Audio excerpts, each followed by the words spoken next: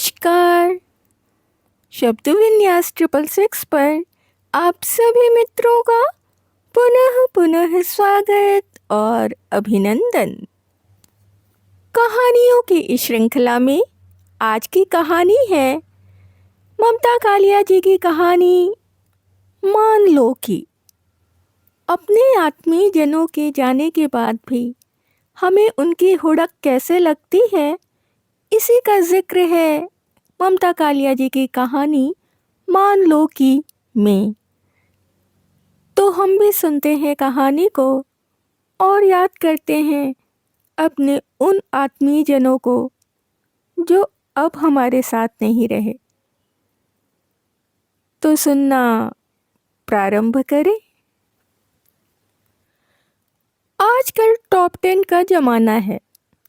जिसे देखो अपने 10 चुनिंदा गाने, फिल्में, किताबें, सीरियल की फहरिस्त गिना रहा है।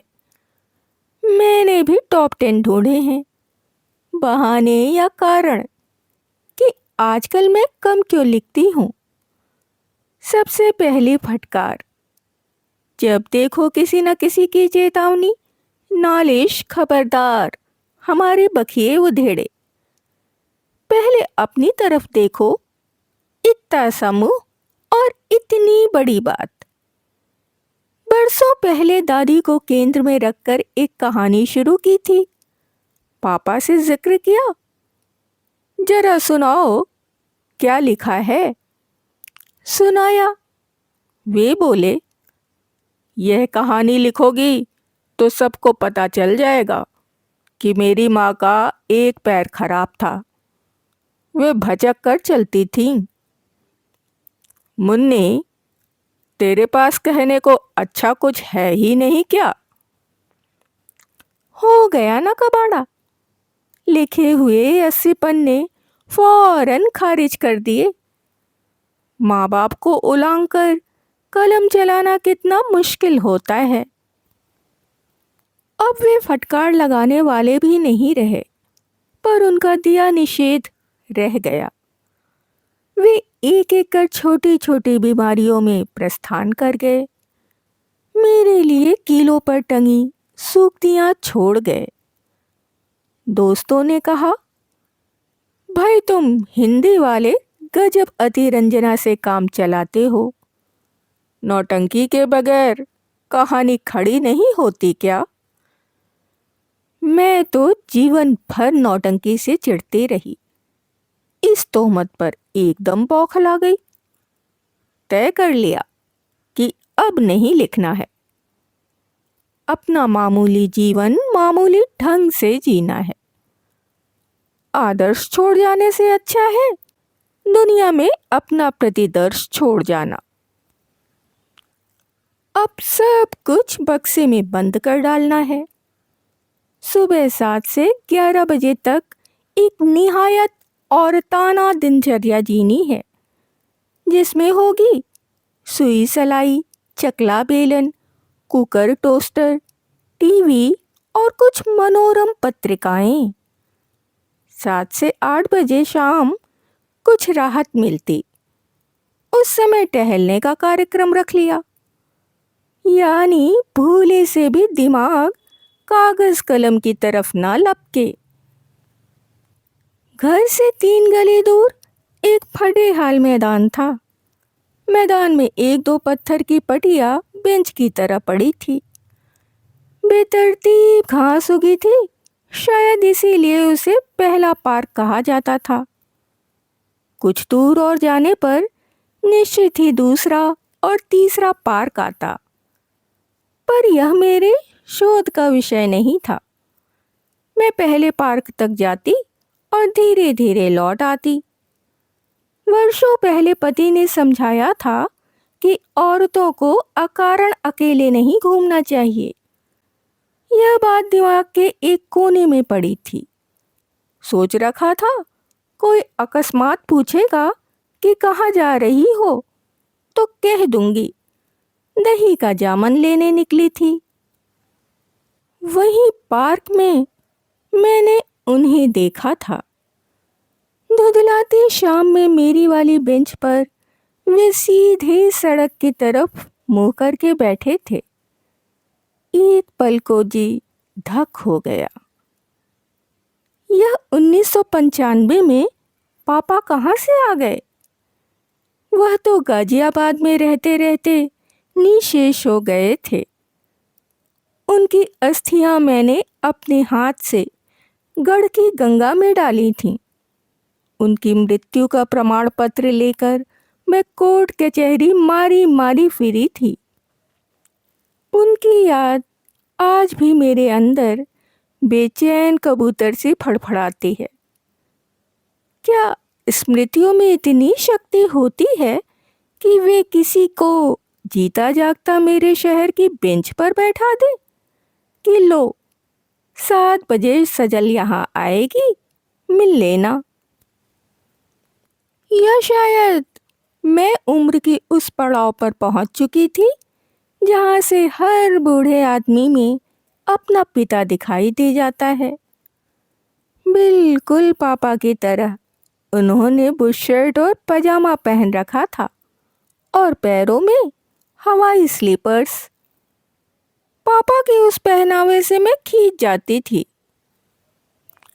यह क्या धजा बनाई है आपने? बुशर्ट पहनी है तो पैंट भी पहनिए। पजामे के साथ कुर्ता क्यों नहीं पहनते?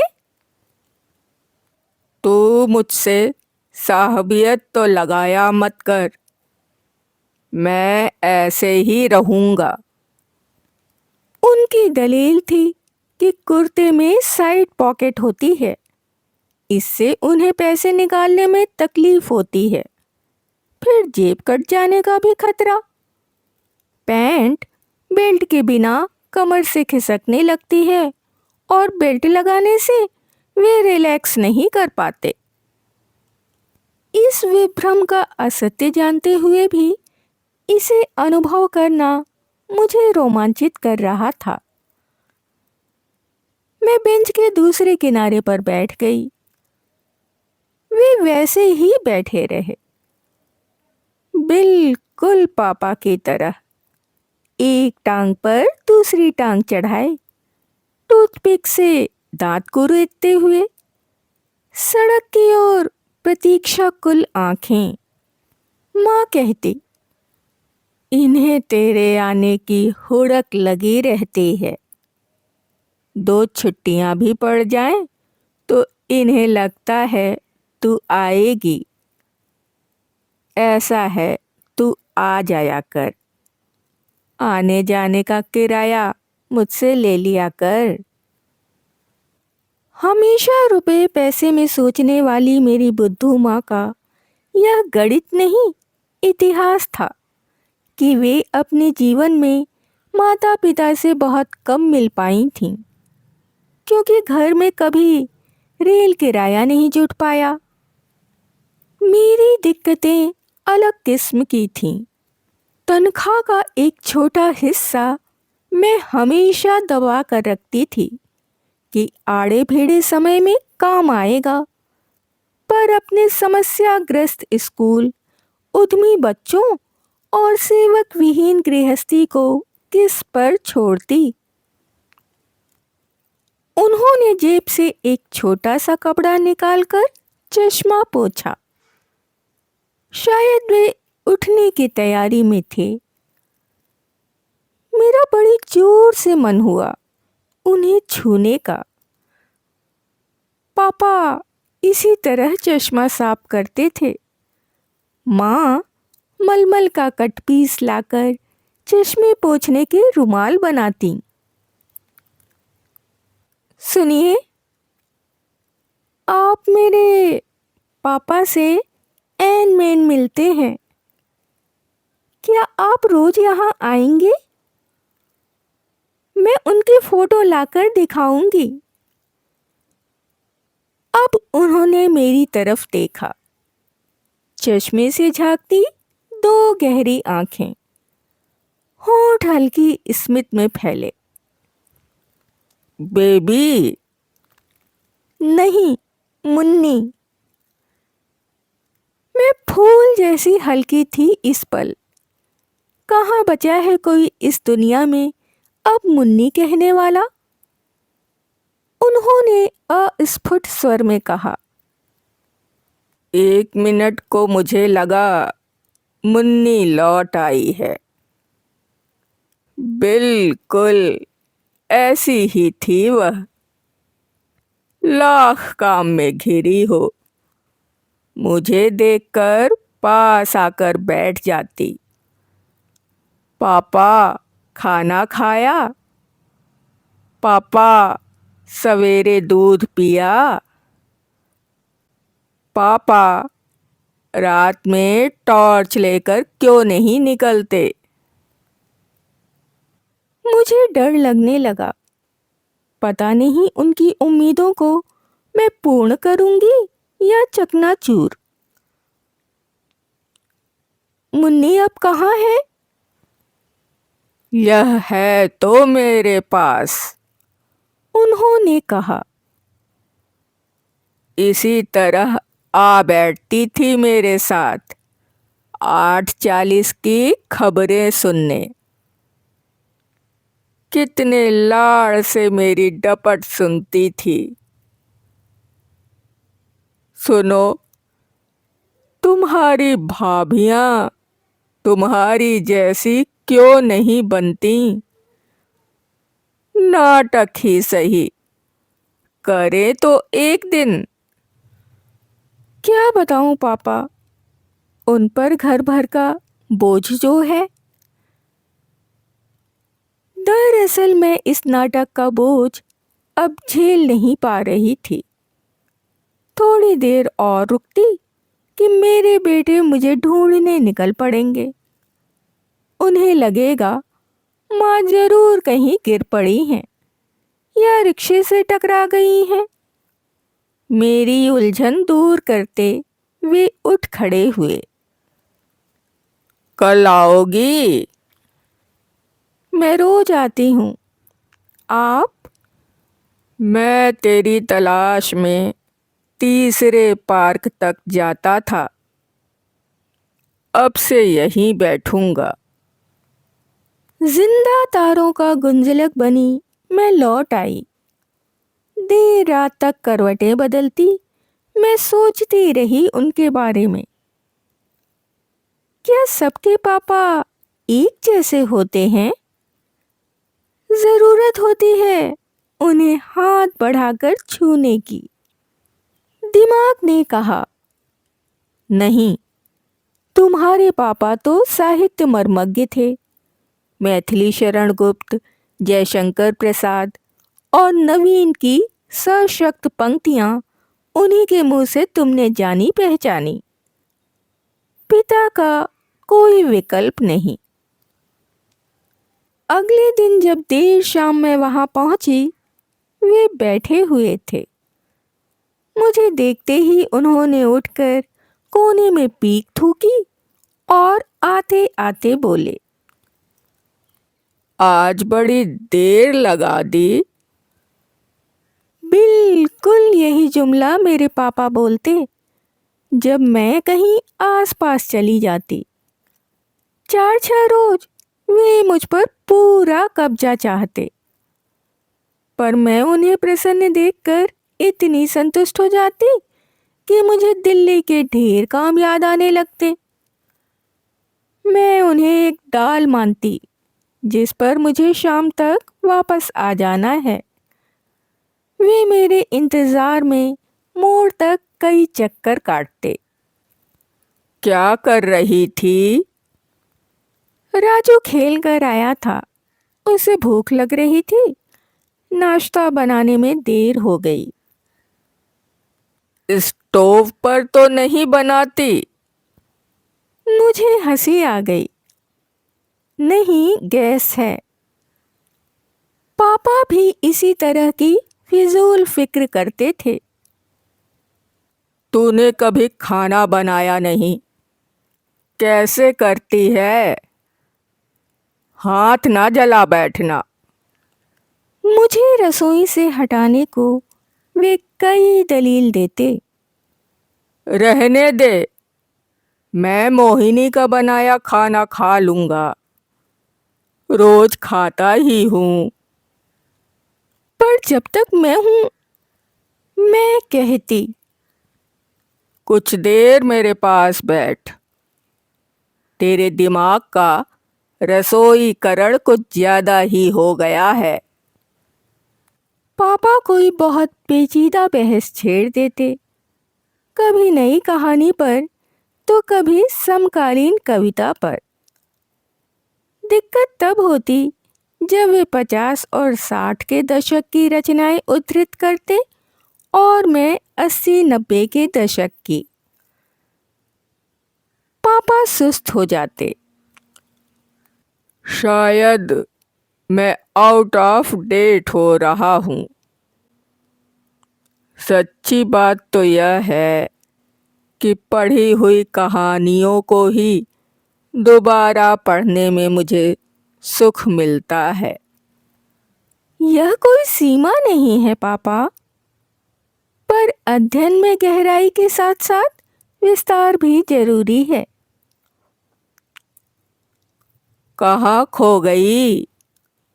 उन्होंने पूछा। उनके मुंह से तंबाकू की गंध ने मुझे डिस्टर्ब किया। नहीं, यह मेरे पिता नहीं। उन्होंने जीवन में न कभी पान खाया न सिगरेट पी। इस बात पर उन्हें नाज था। मैं कुछ दूर चली गई थी, एक दूसरे शहर में। मेरे साथ भी अक्सर ऐसा होता है। सबसे ज्यादा तो मुझे कब्रिस्तान हॉन्ट करता है। वहाँ वह अब भी लेटी हुई है, मेरी बच्ची। पता नहीं है भी या नहीं। सुनते हैं मिट्टी के साथ मिला मिला कर उन्होंने ढेर सारा नमक भी डाला था। कितना अजीब है। जब वह छोटी थी नमक बहुत चाटती थी। उसकी माँ कहती, मरी, नमक कम खाया कर, हड्डियां गल जाएंगी।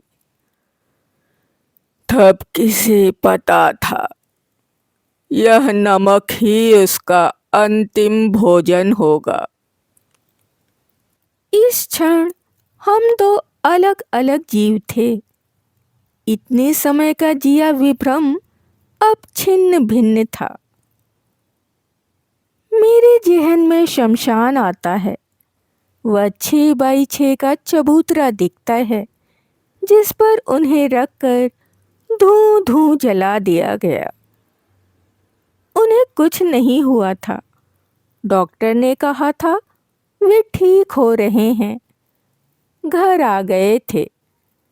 रात में बाथरूम जाने को उठे, दीवार से टकरा गए और सांस रुक गई। कोई नहीं था उनके पास। जाने क्यों जिन्हें हम ज्यादा चाहते हैं वे साथ छोड़ जाते हैं और दूसरे तमाम लोग चिपके रह जाते हैं। वे बोले। मेरे मन में अनेक सवाल थे। कब गई आपकी मुन्नी? कैसे? दुर्घटना हुई या आत्महत्या? लेकिन मैं जानती थी उनका हर जवाब हम दोनों को और दूर ले जाएगा। कुछ देर को ही सही, मैंने पिता और उन्होंने पुत्री पाई थी। यह बिल्कुल सही घटना है। इसमें जो अतिरंजना है वह सीधी जीवन के बीच से आई है। कहाँ हैं इस वक्त वे लोग जो कहते हैं कि अतिरंजना सिर्फ साहित्य में होती है, जीवन की अतिरंजना का जवाब नहीं। अभी आप सुन रहे थे ममता कालिया जी की कहानी मान लो की। कहानी आपको कैसी लगी? अपने विचार हमसे अवश्य ही साझा करें। यदि कहानी आपको पसंद आई हो तो आप इसे लाइक कर सकते हैं, मित्रों और परिवारजनों में शेयर भी कर सकते हैं।